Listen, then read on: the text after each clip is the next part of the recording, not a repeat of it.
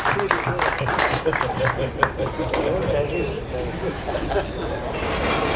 عليكم. عليكم السلام ورحمة الله وبركاته. السلام عليكم. وعليكم السلام. مش عارف ابدا منين بصراحه. في حتتين انا عايز ابدا فيهم. حته اولانيه عشان ما حدش يستغل اي حاجه في موضوع الانتخابات. انا كان في موقف ايدت القرارات الجريئه لافساح الفساد من الوزاره، ومش الموافقه او تأييد الوزير شخصيا. انا قلت الكلام ده للوزير وقلته في الجرايد وقلته على الفيسبوك. انا ما بأيدش افراد، انا بأيد اطاحه بالفساد في الوزاره اللي كلنا ما حدش يقدر ينكر هذا الفساد. بس كلامي كان واضح، يعني ما حدش يعمل بيه مزايده ولا ابو ليلى اخوان وابو ليلى مش عارف بجد والله يعني حاجه حزينه يعني. فانا عن نفسي ده كان موقفي، لان انا عانيت على مدار 40 سنه من فساد القيادات في الوزاره واتظلمت، وغير كتير اتظلم، والسيرك بتاعي كله اتظلم، لدرجه ان احنا وصلنا لمرحله اللا عوده في السيرك. يعني احنا عايزين عمليه انعاش جوه السيرك عشان يرجع تاني. كل ده نتيجه الفساد داخل الوزاره. فلما انا اأيد قرارات ماليش دعوه باشخاص، ايا كان مين اللي يجي ينفذ القرارات اللي هي مطالبنا، شكرا الف شكر على كده. مين هو؟ ولا احنا كان لينا في يوم من الايام اي يعني طموحات سياسيه ولا حزبيه، ولا احنا ناس فنانين والكل يعرف مين هو ابو ليلى. يعني مش محتاج الموضوع اي مزايده على موقف ابو ليلى عمله عن قناعه، اللي هو القضاء على الفساد في وزاره الثقافه، اللي مفيش ولا واحد فيكم ينكر هذا الكلام. شكرا. ده بالنسبه للموقف. حبيت لان في ناس بتزايد وتقول لك ابو ليلى اخوان وعلى ابو ليلى اخوان. يعني انا مش عارف واحد رقاص يبقى اخوان ازاي، يعني مش فاهم انا. والله العظيم حاجه تضحك والله. كل الاخوان رقاصين. خلونا في الندوه. فاحنا لا ما دي معلش يا ريس. بالنسبه للندوه، الريس تلبسني اول واحد يتكلم. ايوه. انا عايز اقول حاجه. انا اترشحت بعد ما حسيت، اقسم لكم بالله ان السيرك القومي بيضيع فعلا. ده اذا ما كانش فعلا ضاع.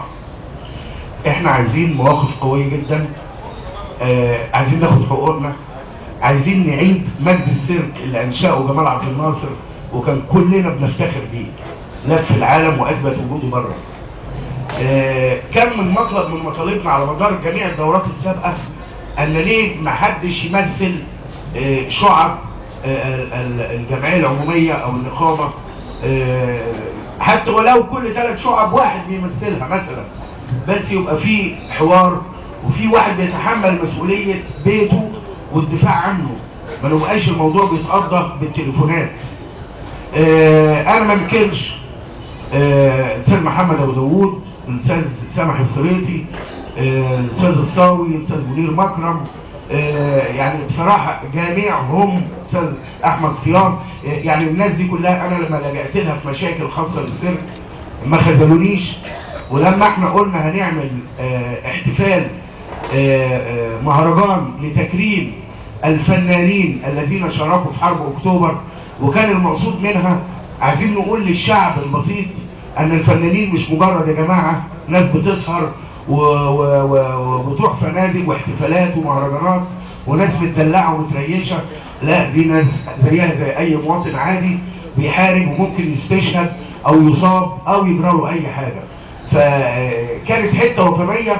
فانا لما كلمت الاستاذ سامح، كلم الاستاذ اشرف عبد الغفور والاستاذ ابو داوود، الناس تحمست جدا وقالت والله احنا الموقف ده لازم نأيده بقوه، لان وزاره الثقافه ما لمحتش الجزئيه دي. يعني عمرها ما فكرت على مدار سنين طويله من ايام حرب 67 ان احنا نكرم الفنانين اللي شاركوا في حرب اكتوبر. وعملنا فريق عمل تقريبا 3-4 ايام اتعمل المهرجان وجبنا الدروع، والاستاذ محمود عامر كان ليه دور كبير في ان هو بيدور لنا على مين الفنانين اللي شاركوا في الحرب.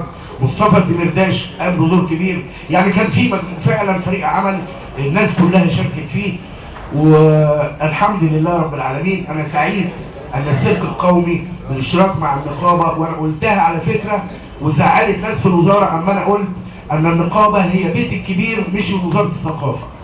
زعلت ناس كتير جدا في الوزاره مني على الجمله اللي انا قلتها دي، بس دي انا ما قلتها عن قناعه فعلا ده بيت. ونجح المهرجان واكتشفنا اسماء نجوم كبار كانوا في حرب اكتوبر وكانوا معرضين للاستشهاد والبطولات بتاعتهم، لدرجه انا اسامي انا ما تخيلتش ان هي الناس دي حاربت والناس دي شاركت في الحرب. نجح المهرجان والحمد لله رب العالمين. فانا اللي بقول عليه انا تقدمت وبتمنى وقفتكم جنب السيرك القومي وقطاع الفنون الشعبيه عامه والسيرك القومي خاصه، ان احنا نلاقي حد يدافع عن حقوق الناس دي. احنا معرضين الايام ديت لغزو خارجي. السيرك الايطالي وصل مصر، في خيمه تانية موجوده في الجمارك، يعني معناها في خيمتين. في سيرك ثالث كلمني في التليفون برضو ايطالي، ما عندهمش شغل دلوقتي، كله عايز يجي مصر هنا. المنافسه غير شريفه. احنا عندنا فنانين وكل حاجه، بس احنا ما عندناش الامكانيات اللي هي متاحه ليهم هم. امكانياتهم ايطاليا الكل يعرف، واوروبا بتدعم كل الفنون عندها، حتى الشركات الخاصه هي بتدعمها، ولو بيشتغل خارج الحدود ايطاليا برضه بيدعموه ويشوفوه هو خسران كسبان، بيدعموه باحدث الامكانيات وكل حاجه. طبعا احنا عندنا يكفي اقول لكم ان السيرك القومي من 50 سنه لاول مره يقفل من شهرين فاتوا او شهرين ونص، ولسه مغلق لحد 1/7. والحجه ان مفيش ميزانيات. طبعا بفضيحه، رغم ان اقول لكم ان السيرك القومي في ال5 شهور اللي هي 5 شهور الصيف بتاع ال3 سنين اللي فاتت جايبين 5 مليون جنيه ايرادات. يعني اول سنه جبنا 2 مليون وكسور بالظبط كده، والسنه اللي بعدها جبنا 1,950,000، واخر مهرجان لان عملناه شهر واحد لان ما كانش فيه ميزانيه جايبين 1,200,000. يعني احنا بالبساطه كده يعني 5 شهور مجموع الصيف بتاع ال5 شهور بتاع ال3 سنين هم 5 مليون جنيه. اللي اتصرف ما دخلش على مليون جنيه اللي اتصرف على ال3 مهرجانات. ما علينا من اللي اتصرف، لان انا بقدم خدمه ثقافيه للشعب. انا مش مطالب مني زي الثقافه الجماهيريه بالظبط ان احنا نجيب ايرادات، ومع ذلك الحمد لله بنحقق ايرادات. لما بنيجي بنطلب حقوقنا يقول لك لا، انت فلوسك دي بتروح وزاره الماليه، ووزاره الماليه بتدينا فلوس بالقطاره، ولفه كده غريبه. يعني الموضوع عايز ثوره مننا، واحنا اللي لازم نقف نطالب بحقوقنا. لو ما طالبناش بحقوقنا السيرك هيتدمر. فده كان مشجع ليا ان انا احاول اعمل اي حاجه. انا راجل عشان اقول لكم انا مش طالب مناصب، انا راجل مدير عام السيرك القومي وفنان قدير. قضيت في السيرك نفسه 40 سنه، لعبت اصعب 4 العاب في السيرك القومي. اول ما بدات مع الفنان محمد الحلو الالبزان الطائر، وفيها فقره اكروبات من الفقرات الصعبه، وكان الاستاذ محمود معانا. فقره الترابيز كانت مع الاستاذ عبد الله مراد ومدام لويزا، ودي برضو من اخطر العاب السيرك.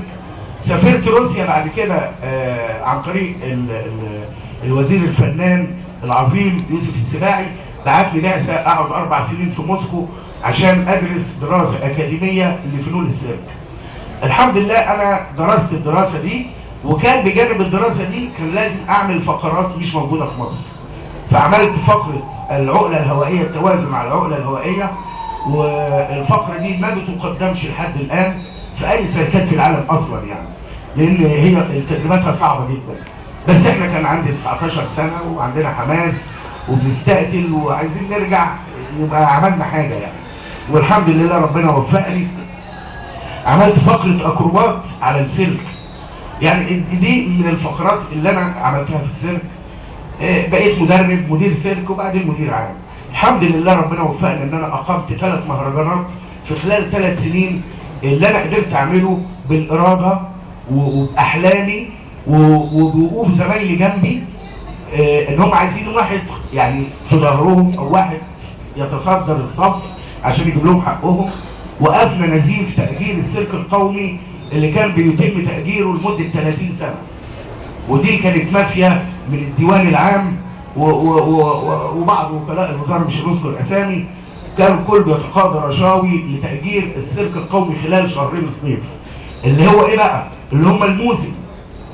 لما جيت امنع التأجير، المستشار محمد لطفي اللي هو في الديوان العام في وزارة الثقافة بيقول لي امضي اقرار على نفسك ان انت تجيب 25,000 جنيه في اليوم في الحفلة عشان اسمح لك تأجر. هو كان بيعمل كده عشان يهزني وانا اكش. كتبت الاقرار، قلت له مليني الصيغة، كتبت الاقرار وجيت عند الرقم بدل ما اكتب 25,000 اقسم لكم بالله والورقة مع شريف عبد اللطيف كتبتها 35,000. وانا معايا ربنا ومعايا زمايلي الفنانين وطموحهم وحماسهم، وربنا وفقنا. كان في من ضمن الحفلات بنجيب 86,000 و77,000 و55,000 في الحفلة الواحدة، وكان في ايام بنعمل حفلتين كومبليت. الحمد لله رب العالمين. ده كان قرار صعب جدا، اتهددت كتير، فرامل العربية بتاعتي اتقطعت، رسائل تهديد تحت باب الشقة بتاعتي وما زالت موجودة هذه الرسائل، كان رسائل تهديد على الموبايلات، كان حاجات كتير قوي، وانا فتحت صدري وخليت على الله وربنا وفقنا والحمد لله. الحاجة الثانية انا قلت ان السيرك كان بيؤجر بحجة ان هم بيعملوا مهرجان دولي وبيجيبوا شركات اجنبية. انا قلت انا مش اقل منهم، ده انا الدولة. فروحنا عملنا اول مهرجان كان شارك فيه 7 دول اوروبيه. محمد هديك نص دقيقه زياده عن الوقت لان الوقت انتهى. طب انا حبيت بس عشان في لا انا ماك نص دقيقه. طب يعني يا جماعه يعني ايه المشكله بالعربي كده؟ انا طالب وقفتكم جنب السيرك في صوره محمد ابو ليلى، انا طالع معاش بعد 5 شهور. القضيه بالنسبه لي مش منصب ولا اي حاجه، بدليل ان انا واخد اجازه بدون مرتب لحين خروجي على سن المعاش. يعني انا مش محتاج اي حاجة والحمد لله، عايز افهم اي حاجة، واللي يعرفني عن قريب يعرف شخصيتي ويعرف ان انا انسان بسيط ما ببصش على مناصب ولا عن ان انا يعني اتمحك مع اخواني النجوم الكبار دول ولا اي حاجة. انا كل قضيتي بيتي بيخرب او بمعنى صح سوس وخرب. فانتوا عايزين تقفوا مع الحق اهلا وسهلا، والسيركة مشاكل ليكم، وطبعا دي حرية واحنا بنحترم لان الجميع اخوة محترمين، واي 6 هينجحوا فهم كلهم محترمين، وان شاء الله برضو هناخد حقنا ان شاء الله.